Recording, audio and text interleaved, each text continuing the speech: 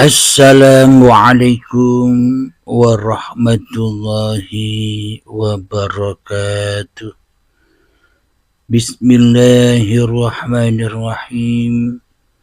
Ashhadu an la ilaha illallah wa ashhadu anna Muhammadur Rasulullah. Allahumma salli ala sayyidina Muhammad wa ala ali sayyidina Muhammad. Rabbi israh li sadri wa yassir li amri wahlul 'uqdatam min lisani yafqahu qawli. Amin. Bismillahirrahmanirrahim.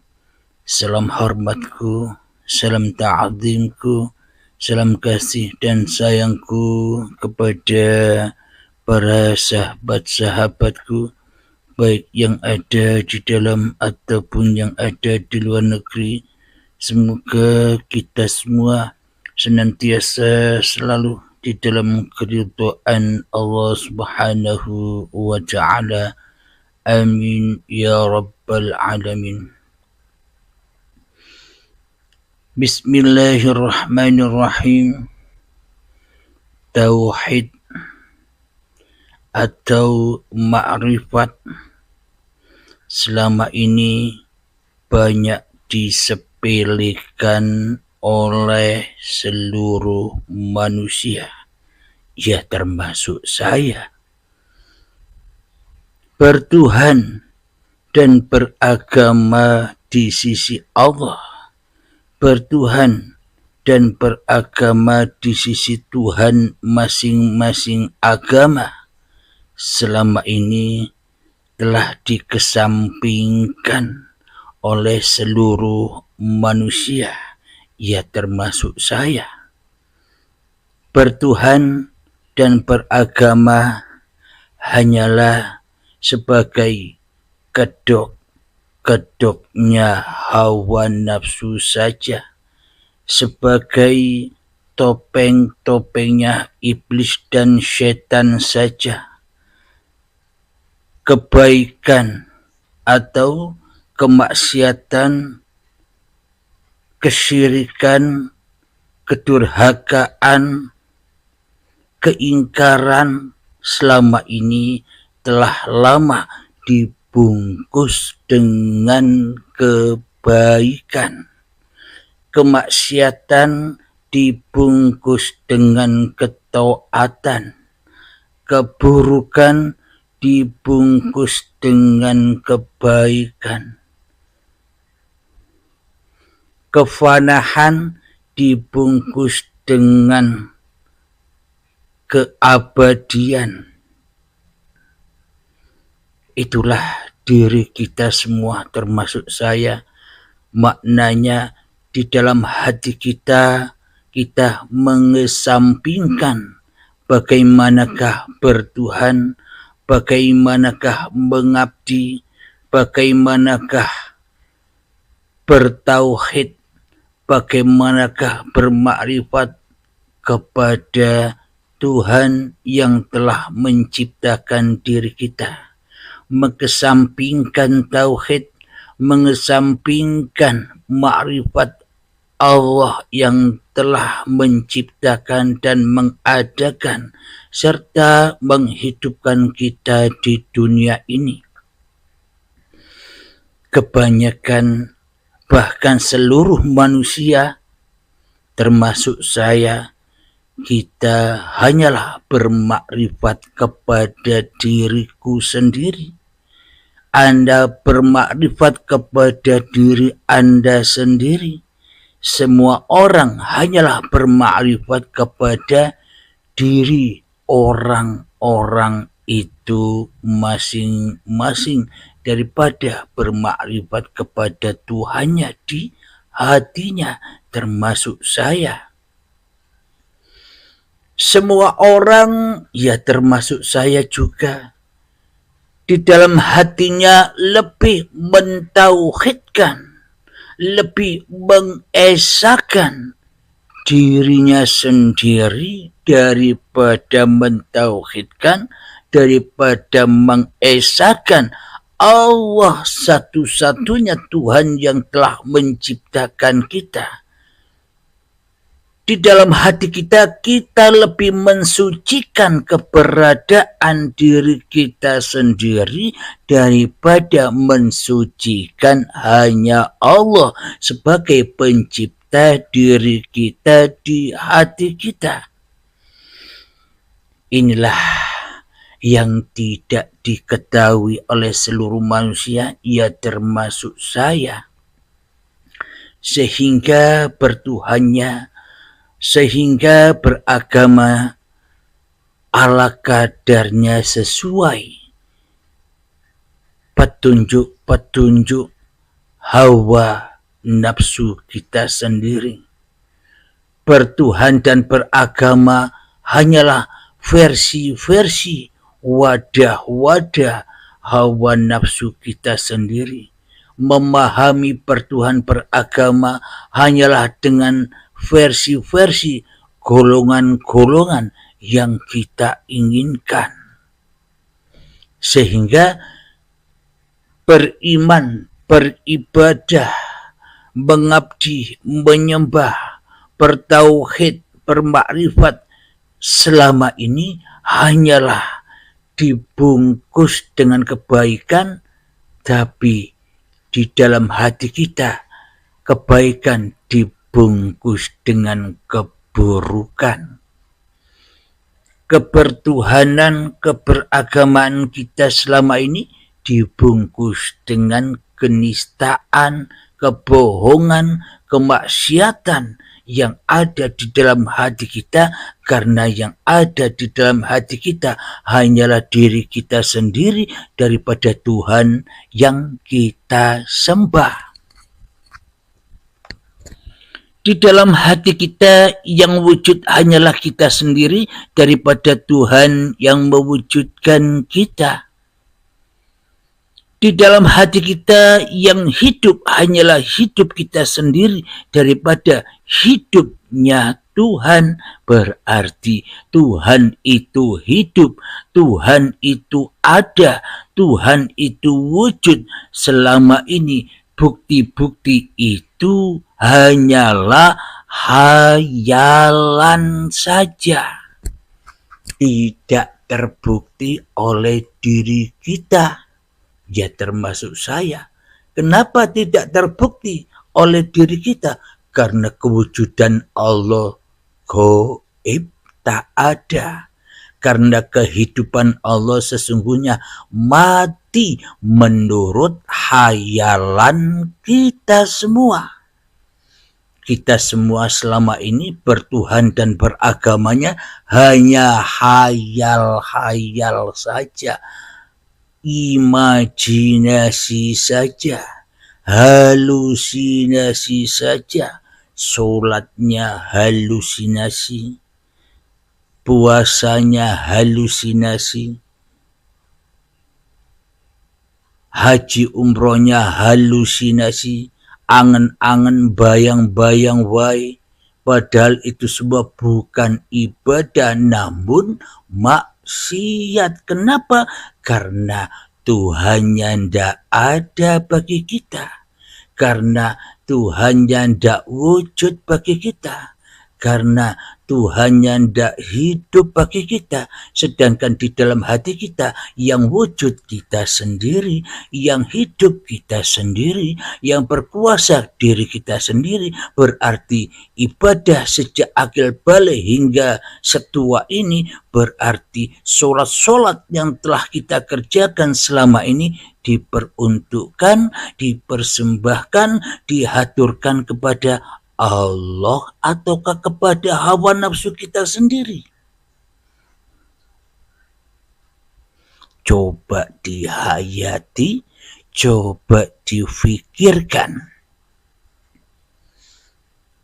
Bila bukan Allah yang wujud, bila bukan Allah yang hidup, Bila bukan Allah yang berkuasa, mana mungkin kita bisa mengaturkan seluruh ibadah-ibadah dan surat-surat kita selama ini sejak detik-detik akil balik hingga setua ini. Sementara yang wujud jadi Tuhan, yang hidup jadi Tuhan, yang berkuasa jadi Tuhan, yang ditauhidkan di dalam hati kita, yang diesyakan di dalam hati kita, yang dimakrifati di dalam hati kita, hanyalah iblis belaka, hanyalah hayawan belaka, hanyalah diri kita sendiri di dalam hati kita. Kira-kira Anda, kira-kira saya, apakah masih mendewa-dewakan, membangga-banggakan, memulia-muliakan apa yang telah kita lakukan selama ini sebagai maksiat?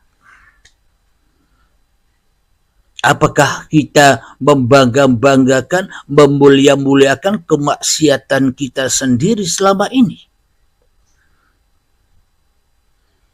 Inilah karena selama ini kita mengabaikan apa itu makrifat, selama ini kita mengabaikan apa itu tauhid, selama ini kita mengabaikan apa itu bertuhan, selama ini kita mengabaikan apa itu beragama hingga memahami tauhid, hingga memahami makrifat, hingga memahami bertuhan, hingga memahami beragama ala karepe dewe-dewe, ala iblis dan setan, ala golongane dewe-dewe, ala alirane dewe-dewe, ala agamae dewe-dewe.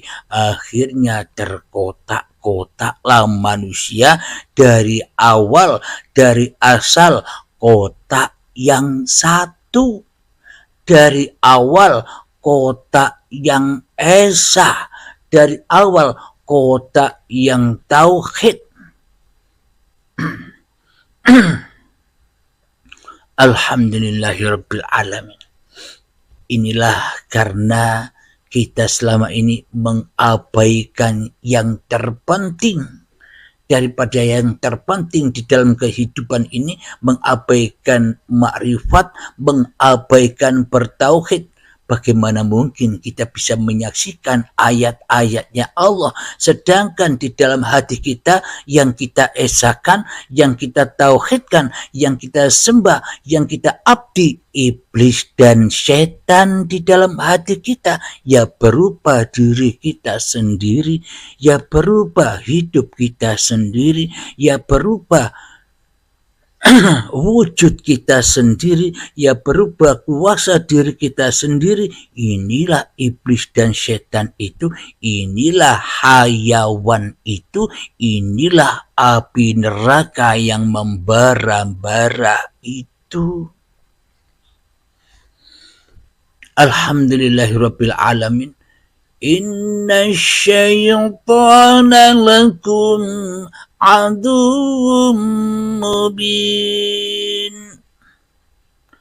Sesungguhnya setan itu adalah musuh yang sangat amat nyata bagimu. Jadi bila setan iblis masih kita goibkan, masih kita tiadakan di dalam hati kita, kita tidak memahami siapa Abdul Halim ini, kita tidak memahami siapa yang kita esakan, yang kita tauhidkan di dalam dada ini adalah Abdul Halimnya, adalah iblis dan setannya, adalah hayawannya, maka selama ini kita akan tersesat jalannya menuju Tuhan yang satu. Tuhan di mana kita berasal, Tuhan di mana kita dicipta, Tuhan di mana kita dibuat, dan Tuhan di mana kita diwujudkan selama ini. Man kana fi hadhihi a'ma fahuwa fil akhirati a'ma wa adallu sabila. Barang siapa di dunia ini buta mata hatinya, maka di akhiratnya pun akan semakin buta mata hatinya, bahkan tersesat-sesat jalannya menuju Tuhannya di hatinya. Maknanya bila kita di dunia ini Allahnya masih gaib, Allahnya ndak wujud, bagaimana mungkin kita bisa mengabdi? Bagaimana mungkin kita bisa menyembah? Bagaimana mungkin bisa kita haturkan sholat ini, ibadah ini, puasa ini, zakat ini, haji ini, korban ini, raya korban ini, hari raya korban ini, nyembelih sapi, menyembelih kambing ini, ku haturkan kepada Tuhan. Bila Tuhannya gaib di hati kita, bila Tuhannya tidak wujud di hati kita, mana mungkin kita bisa menghaturkan semua itu kepada Tuhan, melainkan kecuali selama ini hanya kita menghaturkan surat-surat kita, menghaturkan ibadah-ibadah kita, menghaturkan korban sapi, korban kambing kita, menghaturkan sedekah-sedekah kita, menghaturkan duha, tahajud, baca Quran, sholawatan, semua yang kita lakukan, yang kita rasa itu kebaikan-kebaikan kita, ternyata selama ini hanyalah diabdikan selalu, dipersembahkan selalu kepada iblis dan setan saja yang berupa diri kita. Inilah iblis dan setan itu, sehingga kita merasa bangga dengan apa yang sudah kita lakukan, sehingga kita merasa mulia dengan apa-apa yang kita amalkan.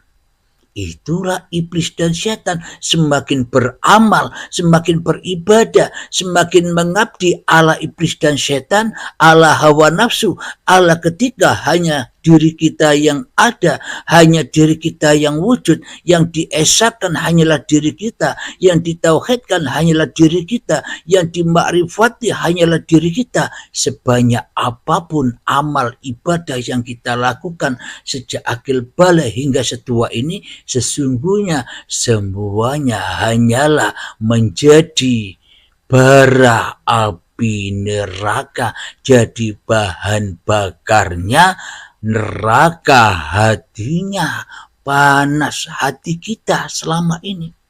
Bukan untuk menyelamatkan kita, malah akan menyesatkan kita di hati kita, malah akan membakar-bakar kita di dalam hati kita selama ini. Kenapa? Karena kita tidak tahu wujudnya setan selama ini. Karena kita anggap setan itu gaib, setan itu tak terlihat. Ternyata sesungguhnya setan itu adalah musuhmu yang sangat amat nyata bagimu. Siapa yang wujud di dalam hatimu? Siapa yang hidup di dalam hatimu? Yang wujud, yang hidup di dalam hati kita selama ini kan Abdul Halimnya. Itulah setan yang nyata itu. Selagi setan yang nyata ini ada, maka manusia jauh dari Tuhan, jauh dari agama Tuhan. Maka inilah manusia-manusia yang mempertuhankan dirinya di hatinya. Inilah manusia-manusia yang selalu dan selalu bermusuhan dengan Tuhan, manusia-manusia yang selalu tidak mau dituhani Tuhan, manusia yang tidak mau dihidupi oleh Tuhan, manusia yang tidak mau dikuasai oleh Tuhan. Siapa dia? Ya kita sendiri selama ini. Ketika kita duduk tak mau kita dituhani Tuhan. Maknanya di dalam hati kita tidak mau kita didudukkan Tuhan. Kenapa? Karena kita sudah menjadi Tuhan, merasa bahwa diri kita lah yang bisa duduk. Kita sendiri yang bisa duduk. Bila ada orang yang mengatakan, bila saya mengatakan, yang duduk itu bukan kamu, tapi Tuhanmu, maka manusia pada rame, pada kacau. Kamu murtad Halim, masa Allah bisa duduk? Allah kan tidak bisa apa-apa. Inilah bagi manusia yang selalu mentauhidkan hanya dirinya di hatinya, mempertuhankan hanya dirinya di hatinya, memakrifati hanya dirinya di hatinya selama ini. Bila kita sadari selama ini kita belum masuk agama Allah, tapi kita masuk agama iblis. Apapun agama kita, selama kita masih wujud, selama kita masih ada, selama Tuhan tidak nyata dan tidak jelas bagi kita selama ini, tidak wujud bagi kita selama ini, ternyata kita masih di dalam golongan orang yang tersesat dari jalan pulang, tersesat dari jalan Tuhan, tersesat dari jalan Sang Pencipta. Akhirnya arwahnya, akhirnya rohnya gentayangan di dalam dunia yang sangat amat dicinta-cintainya selama ini, yang selain Allah. Ya, kita gentayangan di uang, gentayangan di harta, gentayangan di pangkat, gentayangan di jabatan, gentayangan di ilmu, gentayangan di amal, gentayangan di agama-agama yang kita peluk, gentayangan di amal-amal yang kita lakukan, gentayangan di apa yang kita inginkan, gentayangan di cita-cita kita, yang mana semuanya hanyalah urusan yang selain Allah. Disitulah roh kita bergentayangan, dan disitulah roh kita disiksa, diazab dengan api-api yang abadi, dengan api-api bara yang abadi, yang kekal selama-lamanya hingga waktu yang ditentukan.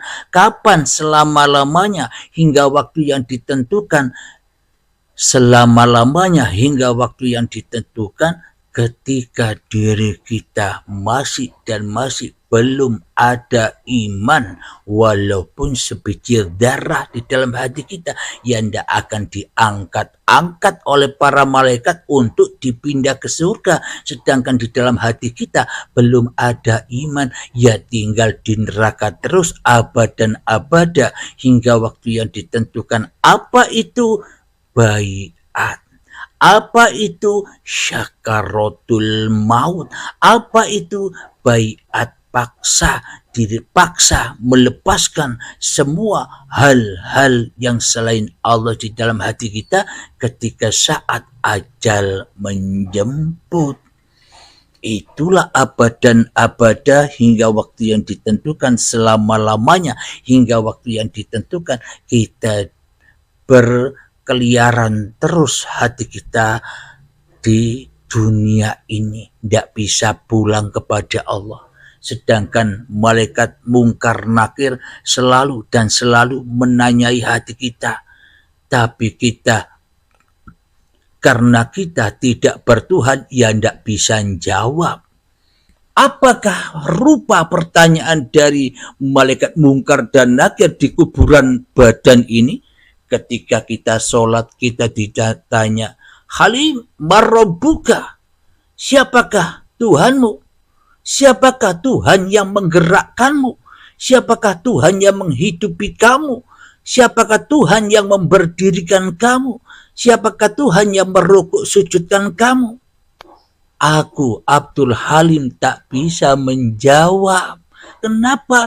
Karena yang ku makrifati. Kenapa? Karena yang ku tauhidkan. Kenapa? Karena yang ku wujudkan. Kenapa? Karena yang ku hidupkan. Kenapa? Karena yang ku kuasakan di dalam hatiku hanyalah Abdul Halimnya sendiri. Mana mungkin aku bisa menjawab Allahu Rabbi, sementara yang kutuhankan sebagai Tuhan penguasa di dalam sholatku ini hanyalah Abdul Halimnya yang merasa bisa sholat. Abdul Halimnya yang merasa bisa ibadah. Abdul Halimnya yang merasa bisa baca Al-Quran. Abdul Halimnya yang merasa bisa berkata. Abdul Halimnya yang merasa bisa duduk. Abdul Halimnya yang merasa bisa ngopi, merokok. Abdul Halimnya yang bisa merasa bisa bekerja, bisa ke ladang, bisa nyiram kembang, bisa apapun yang kita lakukan sejak bangun tidur sampai tidur lagi, seolah-olah aku sebagai Tuhannya diriku sendiri, Abdul Halim. Lalu bagaimana mungkin aku bisa menjawab pertanyaan mungkar dan nakir sementara di dalam hatiku mungkar terus, nakir terus kepada Tuhan yang telah menciptakan aku? Bagaimana mungkin aku bisa menjawab pertanyaan mungkar dan nakir, siapa Tuhanmu, sementara di dalam hatiku Abdul Halim aku mengingkari Tuhan terus di dalam lakuku, aku mengingkari Tuhan terus di dalam afalku, aku mengingkari Tuhan terus di dalam zatku, aku mengingkari Tuhan terus di dalam asmaku, aku mengingkari Tuhan terus di dalam sifat-sifatku. Zatku ku akui zatnya Abdul Halim saja yang ada. Asmaku yang ku ketahui hanyalah asmaku saja yang ada, Abdul Halim. Sifatku hanyalah aku sendiri yang punya sifat-sifat dohir dan batin. Sifat sabar, sifat marah, sifat meminta, sifat memberi. Hanyalah aku yang punya sifat, Abdul Halim. Sedangkan di dalam hatiku yang punya af'al, yang punya gawe, yang punya amal hanyalah diriku sendiri. Bagaimana mungkin Abdul Halim ini bisa menjawab pertanyaan mungkar dan nakir? Marabbuka Abdul Halim? Ya ndak bisa jawab.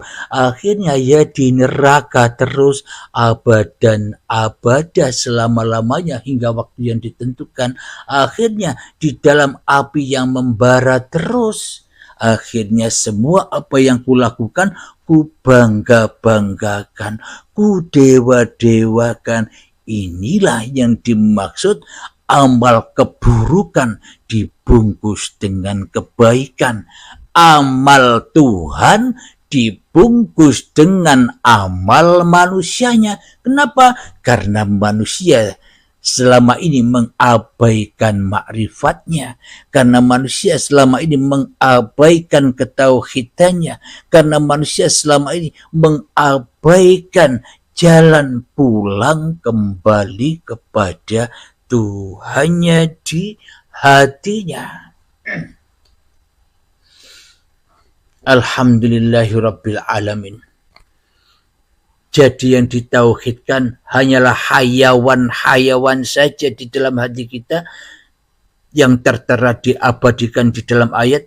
Barang siapa yang memperturutkan hawa nafsunya di dalam hatinya, maka tidak akan lebih tinggi derajatnya daripada anjing, daripada babi, daripada celeng, daripada ayam, daripada sapi, daripada gajah, daripada buaya, daripada macan, daripada kera. Karena hayawan-hayawan yang kita lihat di dunia ini, macam-macam hayawan bermacam-macam nama, hakikatnya yaitu diri masing-masing manusianya sendiri. Itulah hayawan yang rendah derajatnya di sisi Allah itu. Itulah maknanya roh-roh manusianya yang mati dijadikan hayawan. Terbongkar sudah apa yang selama ini diceritakan banyak orang yang mati besok rohnya kadang dijadikan ayam, disembelih, kadang dijadikan kambing, dijadikan onta, dijadikan sapi dan sebagainya. Itulah yang saya katakan tadi, arwah-arwah yang gentayangan, arwah-arwah yang lengket hatinya kepada dunia, lengket hatinya kepada uangnya, lengket hatinya kepada amalnya, lengket hatinya kepada ilmunya, lengket hatinya kepada hal-hal yang selain Allah. Itulah arwah-arwah yang jadi hayawan. Karena selama ini saya Abdul Halim mengabaikan makrifat, mengabaikan tauhid la ilaha illallah.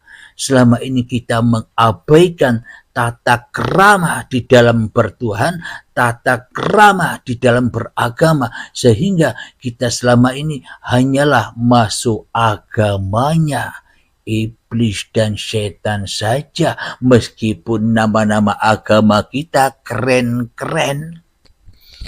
Tapi keburukan dibungkus dengan kebaikan. Supaya apa? Supaya mudah iblis dan setan mencekik kita, agar mudah iblis dan setan mengadu domba umat manusia, agar di dalam dunia ini tidak ada amannya, agar di dunia ini tidak ada kemakmurannya, agar di dunia ini tidak ada kedamaiannya. Manusia selalu menjerit dan menjerit, meminta perlindungan kepada iblis dan setan dengan doa-doanya.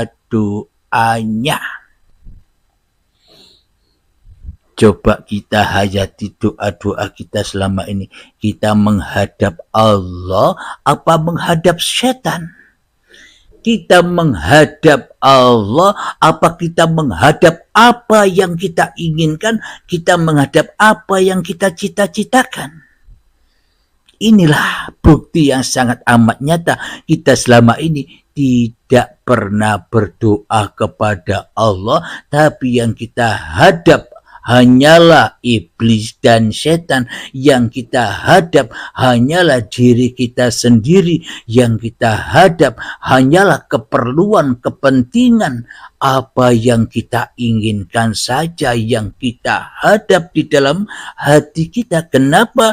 Karena kita orang-orang yang sudah tersesat jauh dari jalan Allah. Itulah orang-orang yang buta mata hatinya, ya termasuk saya juga.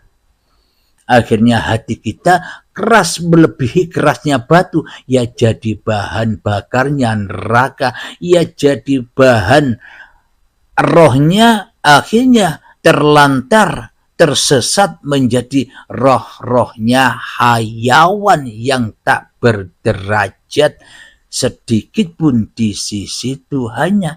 Tapi di dalam hati kita seolah-olah kita orang yang mulia, seolah-olah di dalam hati kita orang yang kaya raya, seolah-olah di dalam hati kita orang yang terhormat, seolah-olah di hati kita orang-orang yang makrifat kepada Allah. Semua itu hanyalah tersesatnya arwah-arwah kita, gentayangannya arwah-arwah kita dari Tuhannya. Alhamdulillahirabbil alamin. Lantas bagaimana cara bertuhan? Lantas bagaimana cara beragama? Lantas bagaimana kita supaya bisa kembali kepada Allah. Lantas bagaimana agar kita tidak ditanyai oleh mungkar nakir lagi? Kenapa kok tidak ditanyai mungkar dan nakir lagi? Karena manusianya sudah mati, sudah tidak ada lagi, yang ada hanya Allah. Maka bagaimana mungkin mungkar nakir bisa nanyai kita? Wong kita tidak ada. Bagaimana mungkin yang tidak ada bisa ditanyai? Maknanya ketika kita sudah tidak ada lagi, yang wujud hanya Allah, mutu qoblal maut, maka mungkar nakirnya pun sudah hancur. Kenapa sudah hancur? Karena tidak ada yang mungkar lagi, karena sudah tidak ada yang wujud lagi, hanya Allah saja yang ada. Inilah cara bertauhid, inilah cara bermakrifat. Jadi hakikatnya orang yang sudah makrifat adalah orang-orang yang sudah tidak makrifat lagi. Bila Abdul Halim masih merasa makrifat di dalam hatinya, merasa mengenal Allah, merasa tahu Allah, hakikatnya apa bedanya dengan makrifatnya iblis? Apa bedanya dengan ketauhidan iblis? Sama. Alhamdulillahirabbil alamin. Bagaimanakah caranya agar kita bisa kembali kepada Allah? Mari kita buka di dalam surat Toha. Surat Toha ayat yang ke-14. Mari kita pahami, mari kita hayati, baik agama apa saja yang mendengarkan kajian Uripi Allah ini, jangan alergi, jangan fanatik dengan bahasa Arab, jangan fanatik dengan orang Islam. Bagi orang-orang yang di luar Islam, jangan fanatik. Yang terpenting Anda memahami firman Tuhan yang telah menciptakan seluruh manusia dan apapun nama-nama Tuhan Anda. Mari kita simak. Agar apa? Agar kita semua bisa kembali pulang kepada siapa yang menciptakan kita, siapa yang menghidupi kita. Karena agama Tuhan adalah agama rahmatan lil alamin, agamanya seluruh manusia, tempat asal kita berada dan tempat asal kita kembali kepada Tuhan. Itulah agama Tuhan itu, itulah ma'rifatullah itu, itulah tauhid billah, itulah lillahi ta'ala itu. Di surat Toha ayat yang ke-14, mari kita simak bersama. Bismillahirrahmanirrahim. Innani anallah la ilaha illa ana fa'budni wa aqimis salata li dzikri, yang artinya sungguh aku ini Allah, tidak ada Tuhan selain aku, maka sembahlah aku dan laksanakan sholat untuk mengingat aku. Coba ayat ini dihayati, dipahami, ditafakuri. Saya baca 2 kali lagi. Artinya, sungguh aku ini Allah, tidak ada Tuhan selain aku, maka sembahlah aku dan laksanakan sholat untuk mengingat aku. Mohon dihayati, mohon ditafakuri. Ini ayat yang mutasabihat, yang tidak diketahui oleh semua manusia, termasuk saya. Saya hanya membaca saja. Silakan dihayati lagi, 1 kali lagi. Sungguh aku ini Allah, tidak ada Tuhan selain aku, maka sembahlah aku dan laksanakan sholat untuk mengingat aku. Sadaqallahul azim. Mari kita buka, mari kita keder, mari kita hancurkan rahasia-rahasia yang selama ini membelenggu ayat-ayat Allah ini, sehingga manusia tidak bisa memahami Al-Quran dengan benar, sehingga manusia tidak bisa menafsiri dengan benar. Kenapa? Bagaimana mungkin manusia berada di dalam kebenaran, sementara yang ada di dalam diri manusia termasuk saya hanyalah fahsya wal munkar, selalu ingkar kepada Tuhannya. Coba kita pahami. Innani anallah, sungguh aku ini Allah. Ayo coba di dalam hati kita masing-masing, ya termasuk saya, kita sharing-sharing ini. Yang di dalam hati kita ini yang ada akunya Allah apa akunya diri kita? Akunya Allah apakah akunya Abdul Halim? Akunya Allah ataukah akunya nama-nama masing-masing diri Anda selama ini, wahai umat manusia? Kalau memang di dalam hati kita yang ada bukan akunya Allah, tapi yang ada hanya aku diri kita sendiri, yang ada hanya aku Abdul Halimnya sendiri, berarti aku ini Allah, berarti kita selama ini sudah ngaku-ngaku jadi Allah, tapi tidak sadar. Ayo coba dihayati, ayo coba ditafakuri dengan hati yang bersih.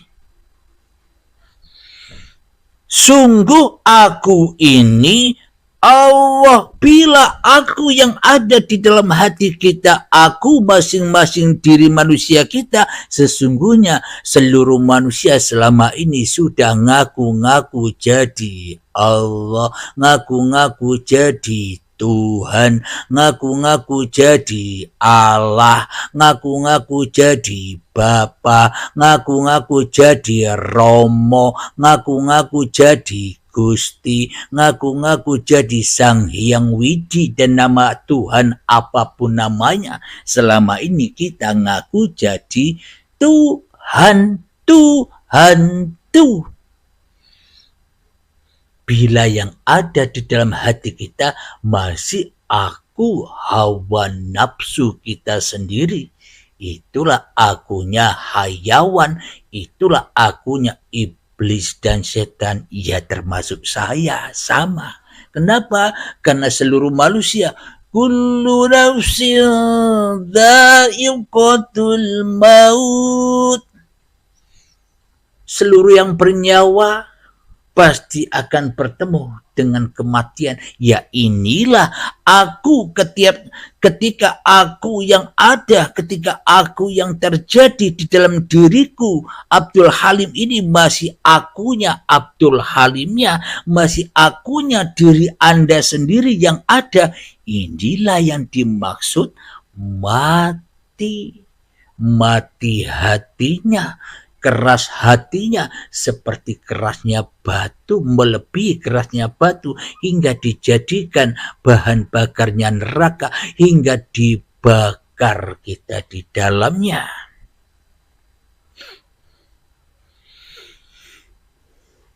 Bisa dipahami, sahabatku?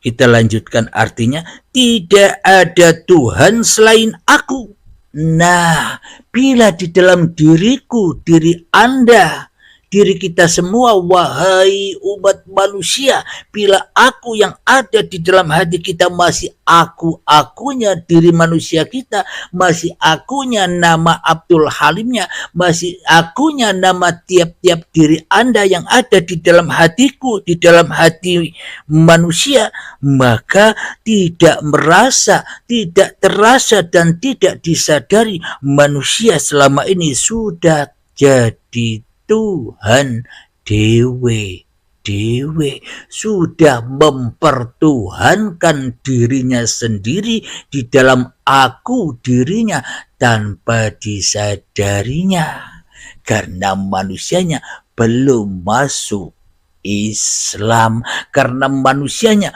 belum masuk agama Tuhan, karena manusianya belum kembali ke rahmatullah, belum mati husnul khotimah, tapi masih mati su'ul azab, su'ul khotimah, masih mati di dalam aku kemanusiaannya di dalam hatinya, ya maka akan ketakutan, dan ketakutan hidup di dunia ini, takut tidak kaya, takut tidak berhasil cita-citanya, takut dosa, takut dibully orang lain, takut disakiti orang lain, dan takut-takut itulah yang menyebabkan manusia jauh dari Tuhannya.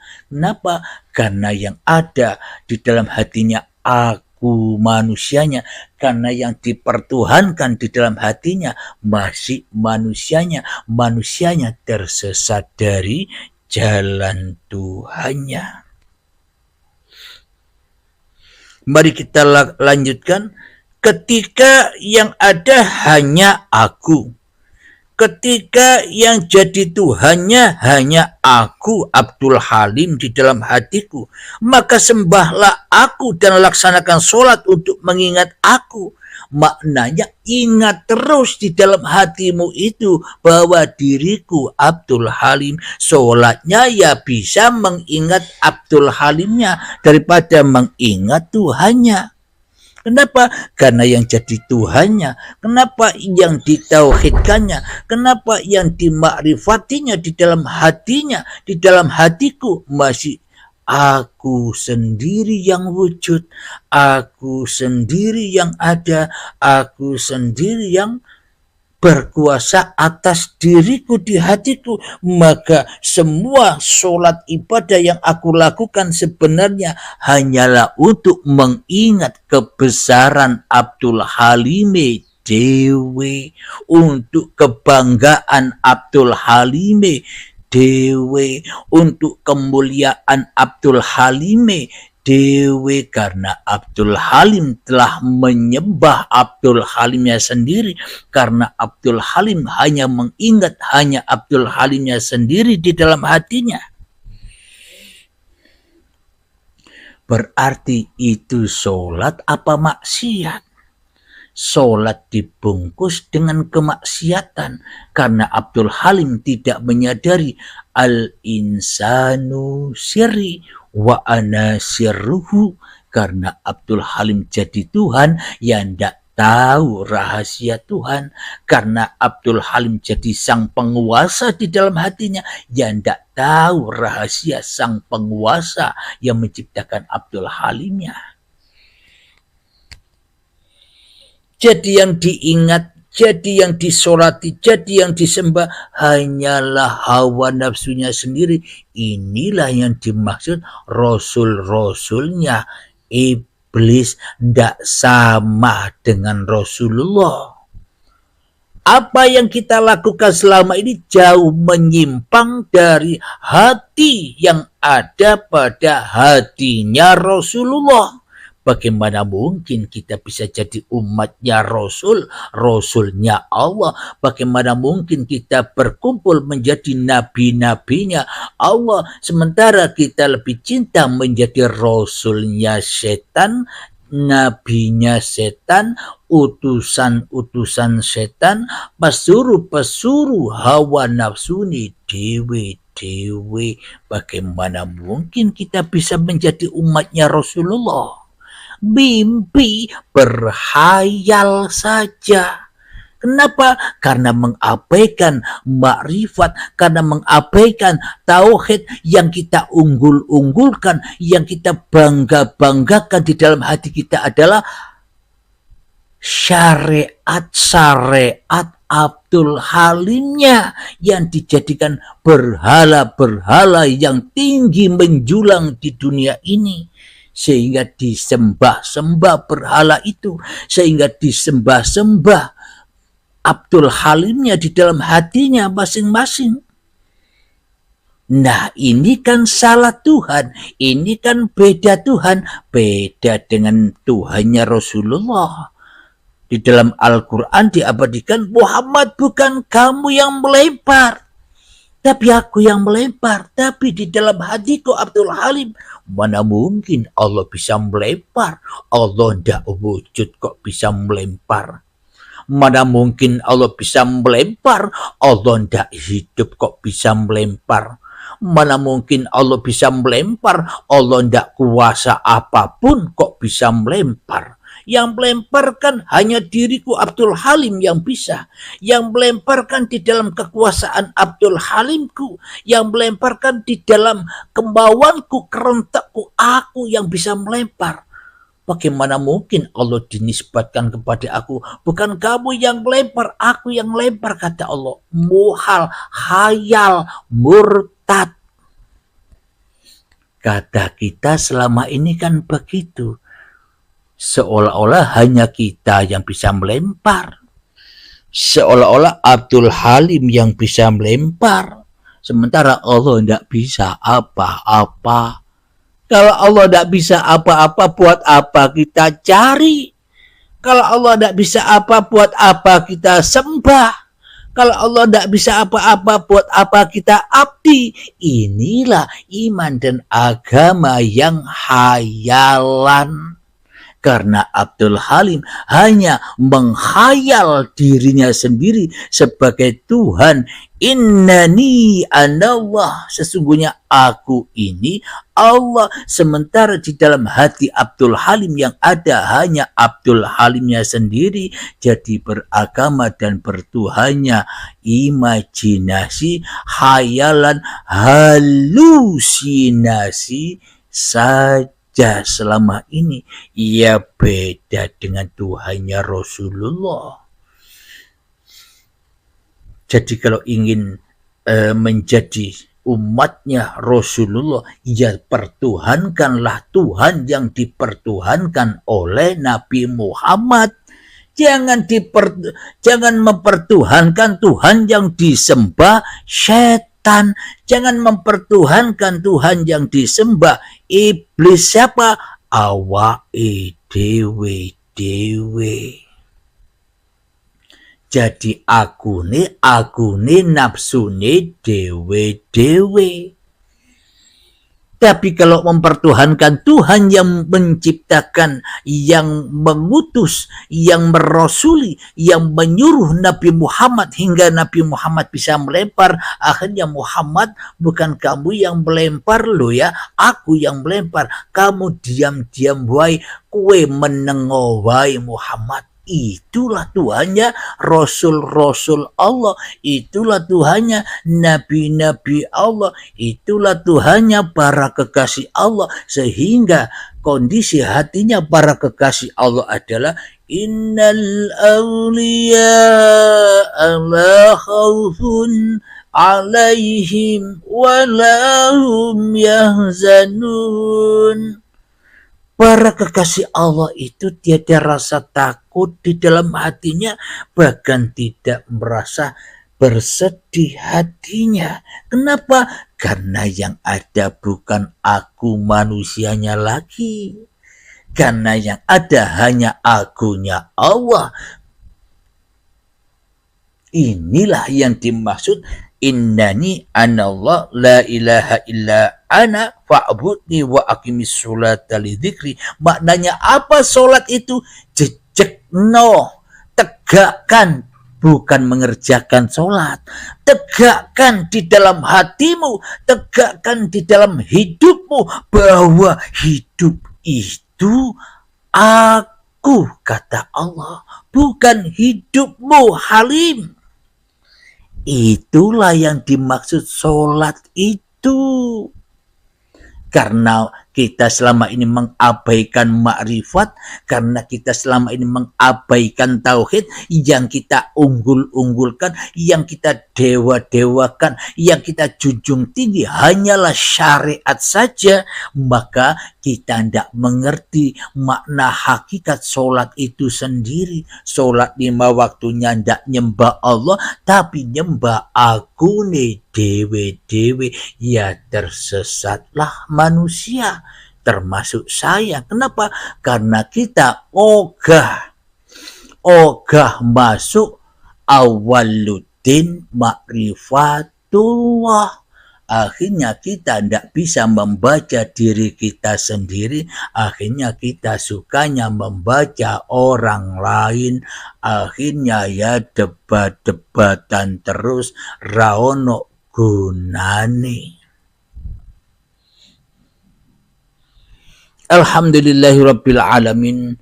Jadi untuk melatih ini semua hanya dengan jalan perang dan perang terus, memerangi keberadaan aku manusianya di dalam hati kita untuk ditetapkan dengan agunya Allah. Jadi bagi para sahabat-sahabatku pendengar channel Uripe Allah, jadi untuk agar cepat tol melewati jalan ini, carilah guru yang bisa membimbing hati Anda. Ustadz, kiai, habaib, para alim ulama, siapa saja yang menurut Anda bisa mengantarkan Anda secara kilat tol kepada Allah, kepada tauhid billah, kepada ma'rifatullah sebelum nyawa Anda dipanggil paksa, sebelum datangnya syakaratul maut. Cepat cari-cari guru untuk membimbing hati Anda. Jangan sok makrifat, jangan sok paham. Yang membaiat aku, yang menjadi mursyidku kan hanya Allah. Jangan sok makrifat. Itulah makrifat, kesesatan jadi bungkus makrifat. Kenapa? Yang paham masih manusianya. Banyak orang-orang yang begitu, sok makrifat, ora butuh pembimbing, ya akhirnya makrifatnya makrifat iblis. Apa bedanya dengan iblis? Alhamdulillah, jadi carilah guru pembimbing agar terbimbing, agar Anda tidak salah melangkah di dalam kehidupan ini. Bila tidak Anda mencari guru pembimbing, percuma pemahaman Anda hanya untuk debat-debatan saja, raono gunane. Alhamdulillahirabbil alamin. Mungkin sampai di sini dulu kajian ini, semoga saya khususnya dan semoga kita semua memahaminya. Amin ya rabbal alamin. Akhirul kalam, Rabbana atina fid dunya hasanah wa fil akhirati hasanah wa qina adzabannar. Wa sallallahu ala sayyidina Muhammad wa ala alihi wa sahbihi wasallam. Walhamdulillahi rabbil alamin.